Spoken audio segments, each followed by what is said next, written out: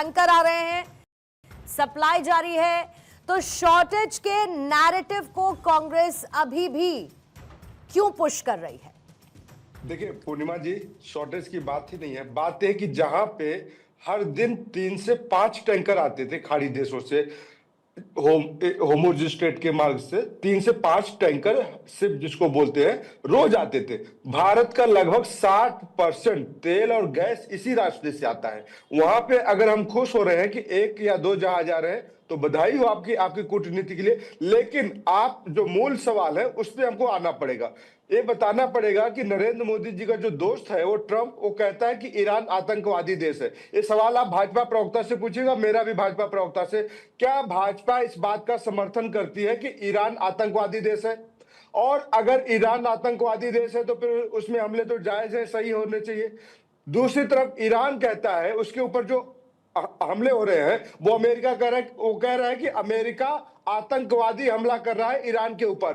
तो क्या नरेंद्र मोदी जी का दोस्त आतंकवादी है? ट्रंप क्या आतंकवादी देश है? मेरे 2-3 सवाल है, उनका सीधा सीधा जवाब चाहिए। देश के अंदर गैस की किल्लत नहीं होनी चाहिए, देश के अंदर डीजल पेट्रोल की महंगाई नहीं बढ़नी चाहिए, क्योंकि पूर्णिमा जी आपको याद होगा जब पूरी दुनिया में $70 प्रति बैरल अगर कच्चा तेल का कीमत था, उस वक्त भी हम भारतीय लोग ₹100 लीटर डीजल पेट्रोल खरीद रहे थे। तो हमारी सरकार ने तो हमारी जेब 2 साल पहले से काटना शुरू किया था। आज पूरी दुनिया में तेल और गैस की कीमत बढ़ रही है, लेकिन हमारे यहाँ की नहीं बढ़ी है, क्योंकि हमारा सालाना कलेक्शन 45 लाख करोड़ रुपए है और अब तो सब्सिडी भी नहीं देना पड़ता है पब्लिक को। तो सरकार के पास लूट का माल काफी भरा हुआ है, इसलिए सरकार महंगाई नहीं बढ़ा पा रही है, कोई दिक्कत नहीं। लेकिन जो बेसिक सवाल है, ईरान क्या आतंकवादी है या अमेरिका आतंकवादी हमला कर रहा है ईरान के ऊपर? सीधा अगर सवाल। आप ये दोनों सीधा सवाल पूछने से पहले भारत की आज की फॉरेन पॉलिसी और भारत का किसी पक्ष को ना चुनना और भारत का तटस्थ रहना आप समझ लेते तो मुझे लगता है दीपक झा जी ये सवाल पूछने की जरूरत नहीं पड़ती। फिर भी चूंकि आपने पूछ लिया है तो आरपी सिंह साहब इसका जवाब देंगे। सिंह साहब।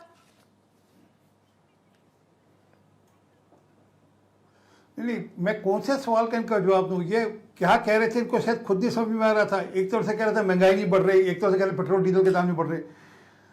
अरे साहब, अरे 2 साल से लूट लिया है आपने ऑयल बाउंड 2 साल से लूट जारी किए थे। जब पूरी दुनिया में $70 का रेट चल रहा था, तब से आप लूट रहे थे। कैसी बातें कर रहे हैं? हिंदुस्तान में डीजल पेट्रोल आज से 3 साल पहले से महंगा हो चुका है। ₹100 लीटर हम लोग खरीद रहे हैं। पूर्णिमा जी इस बात की गवाह है। पूर्णिमा जी आपको भी पता होगा 2014 में इनके लोग, इनके समर्थक, इनके भाजपा के लोग क्या कहते थे? अब ₹30 ₹40 डीजल पेट्रोल रुपए मिलेगा। हम सबको उम्मीद थी कि अच्छे दिन आएंगे, लेकिन 30-40 की बजाय आपने ₹100 कर दिया और कह रहे हैं कि महंगाई नहीं बढ़ी हुई है। कैसी बातें करते हैं? जवाब ले लेंगे, बोलिएगा सिंह साहब।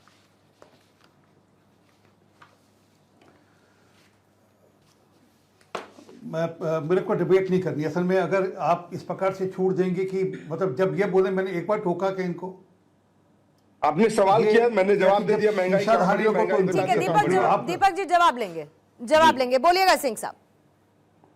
धन्यवाद जी। मैं माफी के साथ आप इनको बैठाए रखिए, जारी रखिए, क्योंकि अगर यही पार्लियामेंट में करते हैं, ये यही कर रहे हैं यहाँ पर, एग्जैक्टली यही पार्लियामेंट में करते हैं कि वहां पर डिबेट नहीं करते, वहां झगड़ा करने जाते हैं। आपके शो में भी झगड़ा करने, डिबेट थोड़ा करने आए।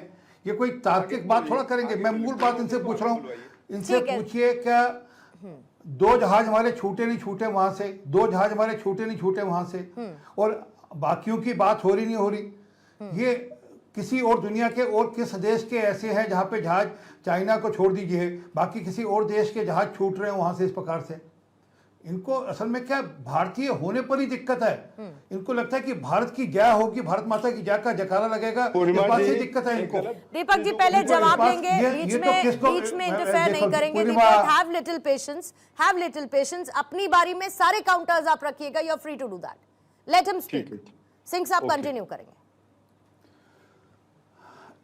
एक पाकिस्तानी ISI का एजेंट वहां पर एक ट्वीट कराता है और एक मैसेज करता है अमेरिका के अंदर कि रॉ को और RSS को प्रतिबंधित करना चाहिए वहां पर, और ये उसको रीट्वीट करते हैं। मतलब ये तो इनकी देशभक्ति है। रॉ के अगेंस्ट ये जो व्यक्ति ISI का एजेंट करता है उसको रीट्वीट करता है। इनकी मामला कहाँ जुड़ा है, इनकी तारें कहाँ जुड़ी है, सबको जानकारी है।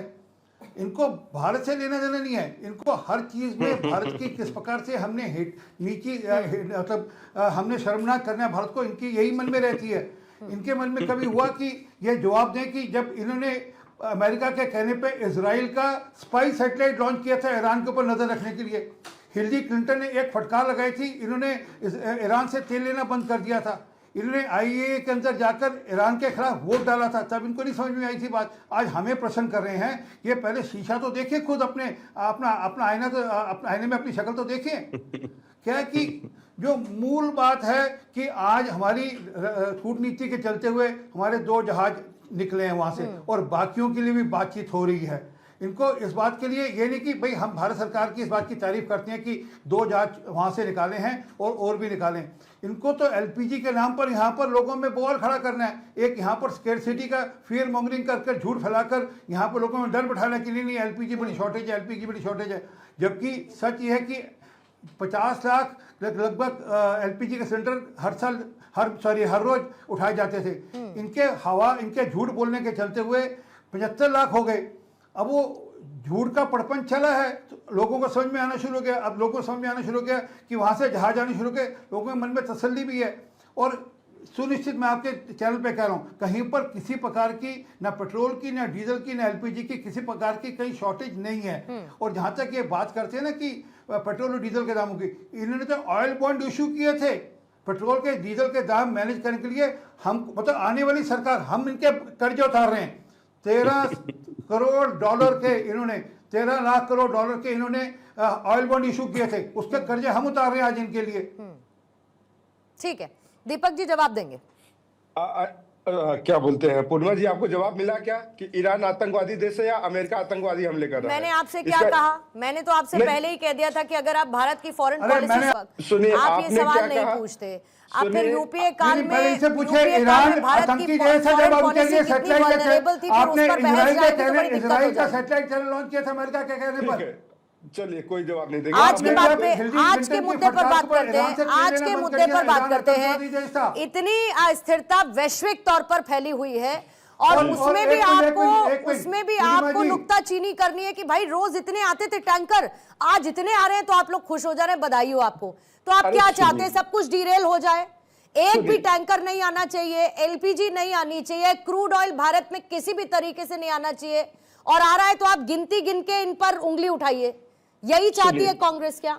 सुनिए, भारत दुनिया की 4थी अर्थव्यवस्था है, न्यूक्लियर स्पेस में हम एक बात का और जवाब दे देना। अमेरिका के कहने पर मणिशंकर अय्यर को कैबिनेट से 2 जूते मारकर बाहर निकाला था, और परमाणु न्यूक्लियर बम हम बना चुके थे। तो दुनिया में ये सब मोदी जी के आने से पहले अमेरिका के कहने पर जब तेल मंत्री थे मणिशंकर अय्यर, किसी की मजाल नहीं दुनिया में कि भारत की तरफ आग उठा के देख सके। लेकिन हमारे जो देश के प्रधानमंत्री और जो प्रवक्ता महोदय हैं, अब आप इनको शांत करा दीजिए, तो फिर मैं बात करूं। मैंने इनके बीच में नहीं बोला था। अब आपको समझ लग रहा है ना, जब आप बोलते तब ठीक था। अरे तो भाई मैंने कहा बीच में बोला आपको? अगर आपको बोलना है बोलिए, आप बोलिए, मैं शांत हूँ, बोलिए, जितना ज्ञान देना दीजिए। भारत की स्टेबिलिटी को मणिशंकर अय्यर जी को आपने कैबिनेट से क्यों निकाल मारा? पूर्णिमा जी, अभी आपने बोला कि वर्तमान स्थितियों की बात कर लें, तो सरदार नहीं, आप सुनिए ना, वो वर्तमान स्थितियों की बात तो कर ही रहे हैं साथ